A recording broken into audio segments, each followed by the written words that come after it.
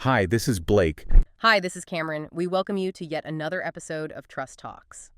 All right, so get this. Today's deep dive is on something that might sound a little, well, dry. Standards, frameworks, laws, regulations, all the stuff that makes business tick. But stick with us because this is important stuff. And honestly, who hasn't felt a little lost in this world? It's easy to get tripped up when everyone's throwing these terms around. Exactly, which is why we were so glad you sent over this article from TrustCloud. It's like they knew we needed a roadmap for this stuff.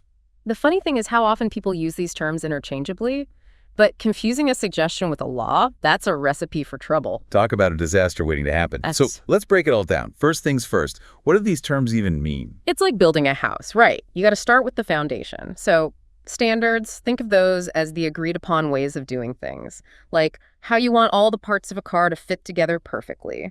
Standards make sure things are built right. Makes sense.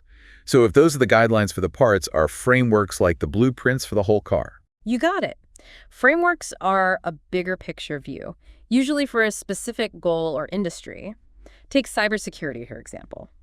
The NIST cybersecurity framework isn't about telling you which antivirus to use. It's a whole approach to managing those risks. Which is definitely something you don't want to mess with these days. All those data breaches you hear about. And that actually brings us to laws and regulations. Because unlike those first two, which are often more like suggestions, these are the big leagues. Break them, and you'll face the music. All right, so time for a little clarification.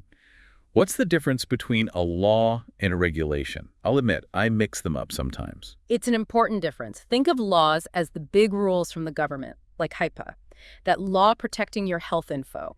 That's the what. You got to protect that data. So regulations would be the how, the specific steps to make sure you're doing it right. You got it. They get into the nitty-gritty. Like GDPR, that one's all over the news. It tells companies exactly how they have to handle our data. And I bet those penalties for messing up are no joke. You're telling me we're talking massive fines, lawsuits, even your reputation going down the drain. So yeah, knowing the difference between those two is huge, especially for businesses. Couldn't agree more. Okay, so we've got our best practices and our legal stuff. But the article also mentions contractual obligations. What's that all about? Ah, right. Those are the agreements you make, often in business, that say you'll stick to certain standards. Like imagine working with a company that handles really sensitive data. They might say, hey, you got to follow these security rules if you want to work with us. And I'm guessing that's not really a suggestion, right? More like part of the deal. Exactly. Building trust is key because whether we're talking standards, frameworks, laws, or those contracts, it all boils down to trust in the end. Trust between businesses. Trust with customers. Trust that things are being done right. You know what? I'm starting to see how compliance isn't just about avoiding trouble. It's about building a better way of doing things. Now you're getting it. It's like weaving quality, security, all that good stuff into how your business operates. And we'll dig into those key differences and why they matter even more as we go along. You know what's great about that TrustCloud article? They lay out the differences between all these concepts so clearly. They even have a table for those visual learners out there. Oh, you know me, I'm all about visuals. But even without it, I think we can make these differences easy to grasp. What's the first thing that jumps out to you? Purpose, for sure. You got to ask, why do these things even exist in the first place? What are they trying to do? Okay, so purpose it is. Break it down for me. What's the driving force behind each of these? Well, with standards, it's about setting that baseline, making sure things are done to a certain level of quality and consistency. Frameworks are more about a structured way to reach a specific goal, kind of like step-by-step guides for complex stuff. And then there are laws, the big guys, yeah, right? Not just suggestions, but actual rules everyone's got to follow. Exactly. Laws protect the public, set boundaries, and they come with consequences if you cross those lines. And then you've got regulations, the fine print, if you will, telling you exactly how to comply. Okay, so we've got the why, the purpose. What about the who? Who gets to decide all this, and who makes sure everyone's playing fair? Now that's where things get interesting, because it varies quite a bit. With standards, you often have these big organizations like ISO bringing experts from all over to agree on best practices. Feels like a global team effort. Precisely. But frameworks, those can come from anywhere. Industry groups, government agencies, even individual companies.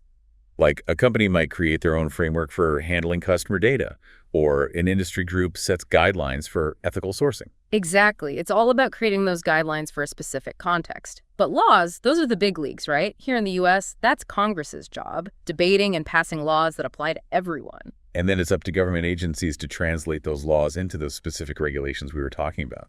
Right. So you've got the EPA, for example, making sure everyone's following those environmental laws from Congress. Okay, so now we know who's calling the shots. But let's talk about what everyone's really thinking about enforcement. Because no one wants to find themselves on the wrong side of the law. Oh, absolutely. And the consequences are real, from fines to lawsuits, even your reputation taking a hit. So how does enforcement work? I mean, laws and regulations, those are mandatory, but what about standards and frameworks? That's a great question. With laws, it's straightforward. You got to comply, and there are agencies making sure you do. But with standards and frameworks, it can be a bit trickier. So no compliance police waiting to hand out tickets if you don't follow a specific standard. Not always. It depends. If it's part of a contract, yeah, there might be penalties.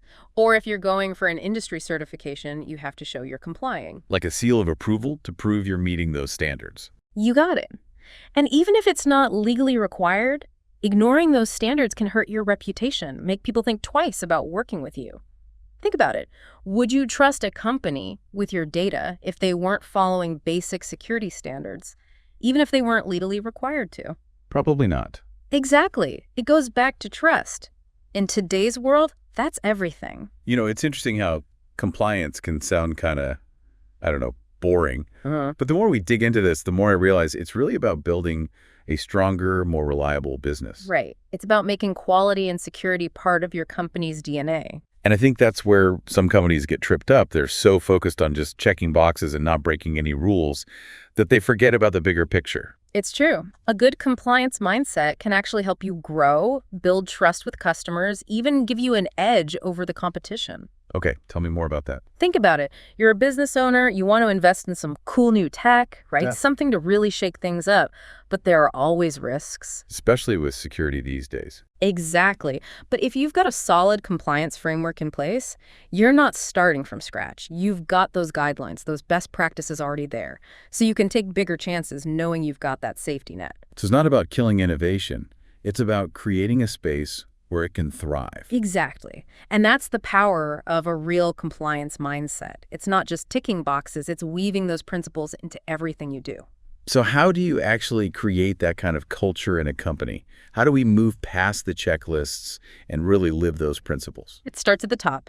Leadership needs to set the tone, make it clear that this is a core value. Because actions speak louder than words, right? Absolutely. And it's about giving your employees the tools they need to understand not just the rules, but why they're important. Because when you get the why, you're much more likely to get on board. It's not just about following orders anymore. It's about actually believing in it. 100%.